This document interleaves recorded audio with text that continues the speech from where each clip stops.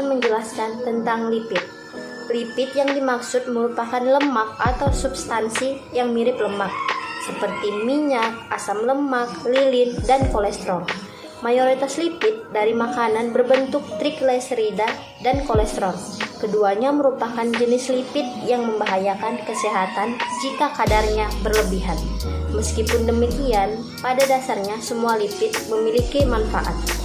Yang kedua, metabolisme lipid merupakan sebuah proses rumit dalam tubuh yang melibatkan beberapa tahapan, mulai dari lipid yang dikonsumsi dari makanan atau produksi lipid dalam tubuh sampai ke degradasi atau transformasi menjadi sejumlah struktur dalam tubuh yang mengandung lipid. Fungsi metabolisme lipid. Lipid yang dimaksud di sini adalah lemak atau substansi yang mirip dengan lemak, seperti lemak, asam lemak, lilin, dan kolesterol. Mayoritas lipid dari makanan yang berbentuk trigliserida dan kolesterol. Keduanya memiliki jenis lipid yang bisa membahayakan kesehatan jika kadarnya itu berlebihan. Meski dengan demikian, pada dasarnya semua jenis lipid itu memiliki manfaatnya masing-masing.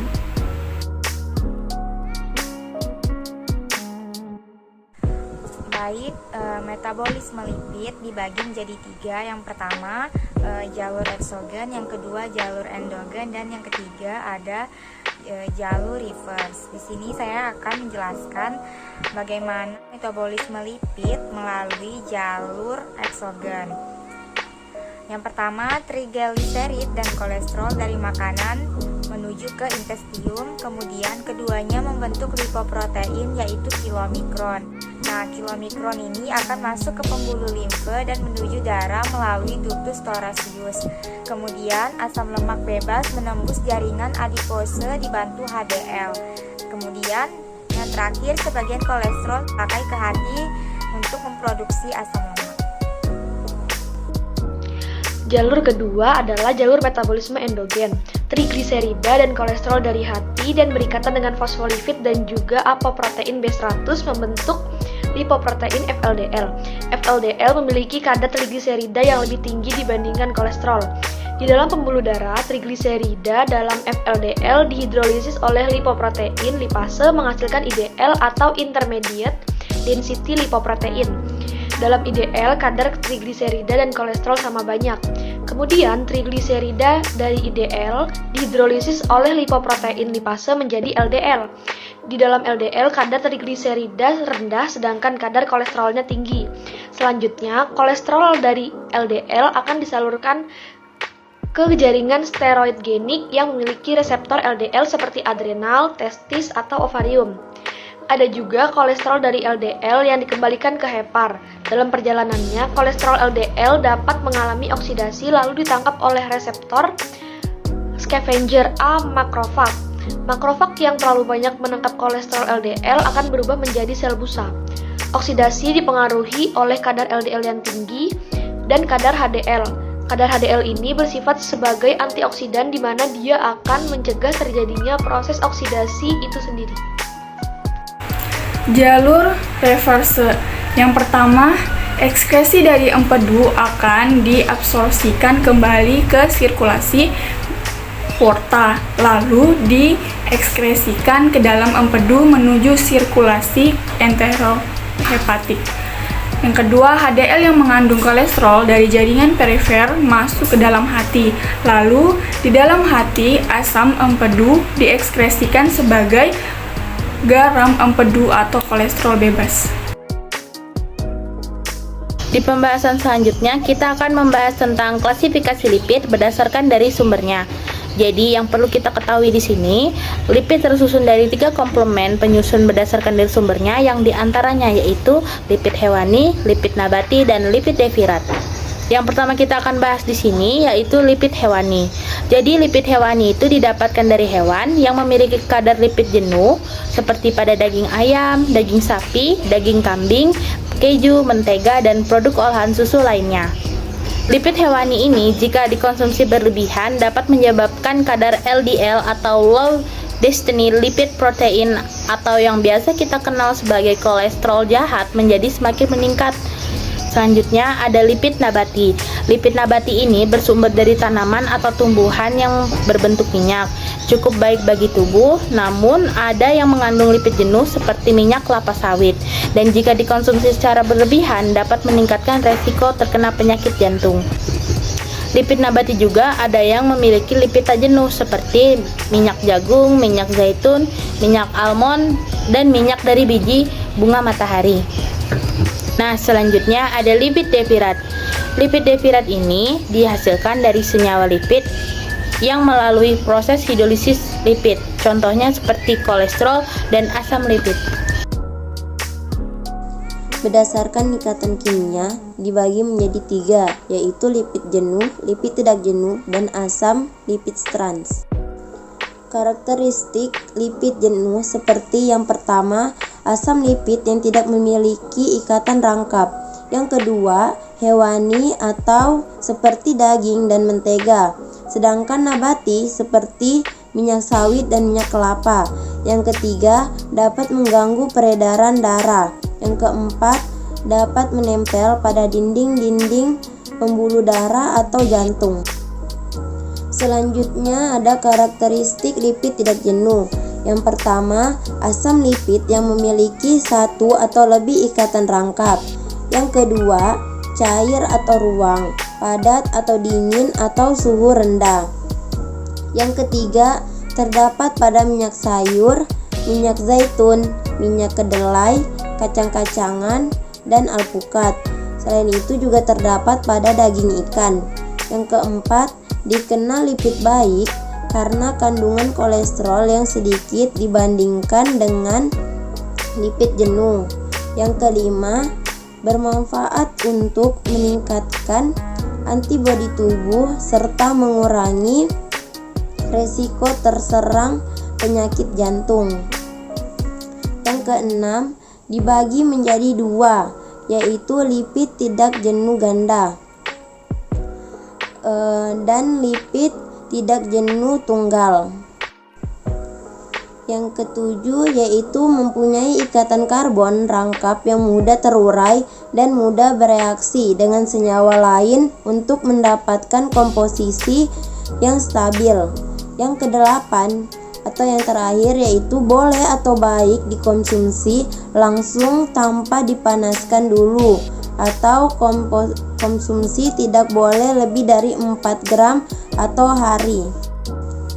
Selanjutnya yaitu karakteristik asam lipid trans, yaitu yang pertama, hasil proses pemadatan lipid tak jenuh melalui teknik hidrogenisasi parsial yang menyebabkan adanya perubahan konfigurasi ikatan kimia pada lipid tersebut.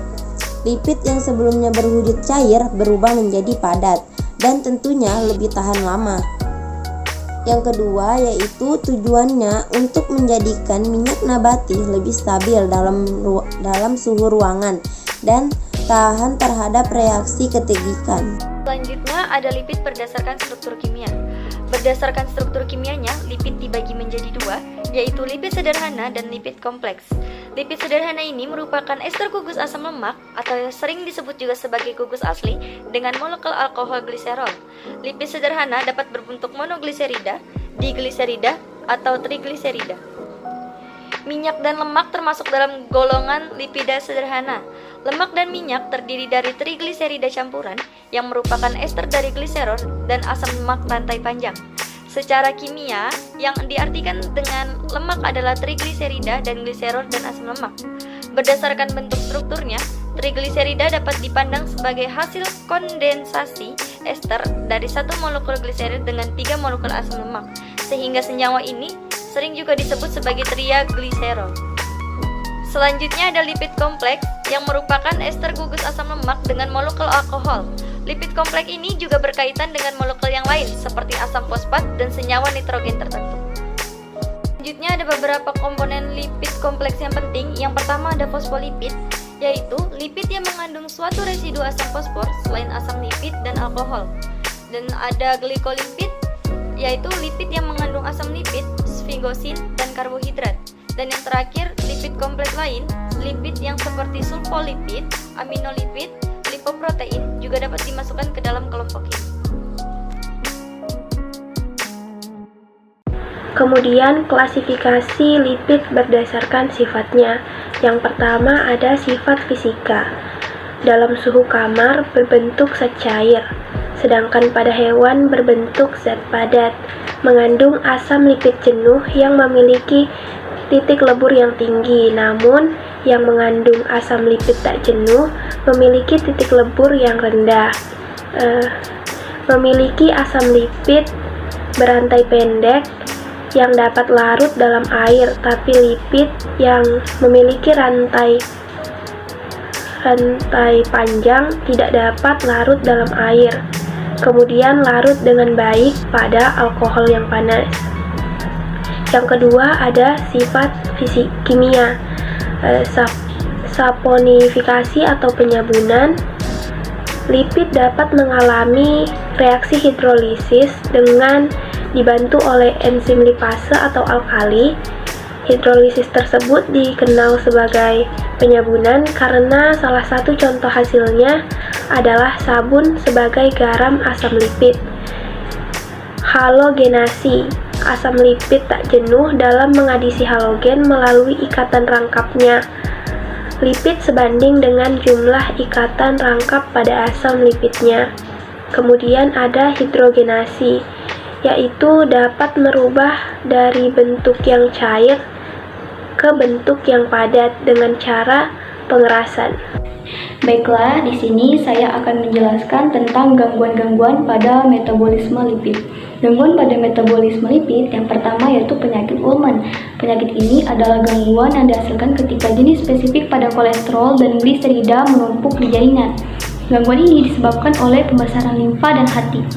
Yang kedua itu cerebrotendious xanthomatosis, di mana produk pada metabolisme kolesterol menumpuk pada jaringan. Gangguan ini mengakibatkan gerakan yang tidak terkoordinasi, dementia, katarak, dan perkembangan lemak atau xanthomas pada tendon. Yang ketiga yaitu pada sistosterolomia, lemak dari buah-buahan dan sayuran menumpuk di darah dan jaringan. Pembentukan lemak menyebabkan aterosklerosis, di mana sel darah merah tidak normal dan terjadi penyimpanan lemak pada tendon. Yang keempat itu penyakit Gauchers, di mana glukocerebrosis yang menghasilkan metabolisme lemak menumpuk di jaringan. Penyakit ini menyebabkan pembesaran hati dan limfa dan pewarnaan bercak coklat pada kulit. Yang kelima itu penyakit Tay Sachs, di mana penyakit ini sering terjadi pada orang Eropa Timur. Pada usia yang sangat dini, anak dengan penyakit ini akan semakin lambat dan tampak mengalami sifat otot yang terkulai. Hal ini dikarenakan gangliosit yang menghasilkan metabolisme lemak menumpuk pada jaringan. Yang keenam, penyakit Niemann-Pick terjadi karena kekurangan enzim khusus yang menghasilkan penumpukan sphingomyelin atau produk metabolisme lemak atau kolesterol, di mana tidak ada satupun jenis pada penyakit ini bisa disembuhkan, dan anak cenderung meninggal karena infeksi atau gangguan progresif pada sistem saraf pusat.